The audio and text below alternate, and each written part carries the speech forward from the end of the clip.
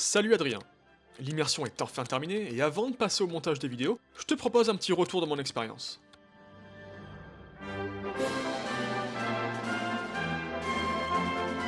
Le partenariat avec la Liga a d'abord offert une opportunité unique à nos alternants, celle de profiter de cours d'experts reconnus tels qu'Édouard Legendre, ou le directeur de la Liga Business School, que j'ai pris l'initiative d'interviewer vu que je suis totalement bilingue. And what are the options, sorry. Les Espagnols ont mis leurs plus beaux locaux à disposition des étudiants. Le cadre était donc idéal pour étudier, échanger, et il régnait par ailleurs un esprit de franche camaraderie.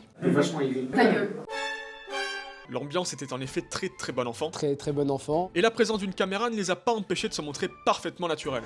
Jusqu'à ce que je faillis. Tout cela sans jamais manquer de respect aux accompagnateurs. Il faut dire qu'Isadora, Richard et moi-même, nous sommes montrés professionnels en toutes circonstances. Et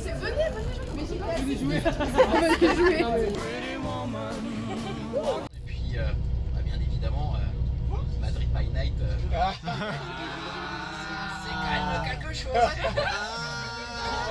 L'église au milieu du village.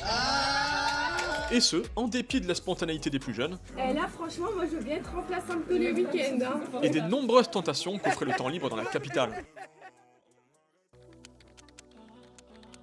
Car forcément, cette immersion ne fut pas qu'un prétexte pour étudier. Et ce soir, dodo à 18h. Madrid regorge de possibilités de loisirs dont nos alternants ont su profiter un maximum. Le football en premier lieu, évidemment. Le match entre le Rayo Vallecano et le Barça fut une première occasion de créer des liens.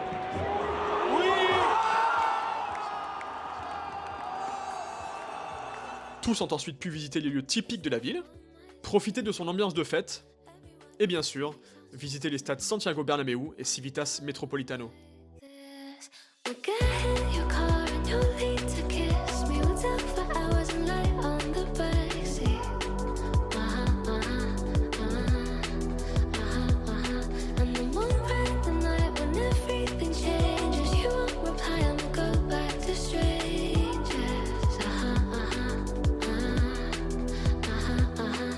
Tout le monde s'est réjoui de pouvoir découvrir les nombreuses Ligues des Champions du Real ou l'ampleur de l'antre de l'Atlético.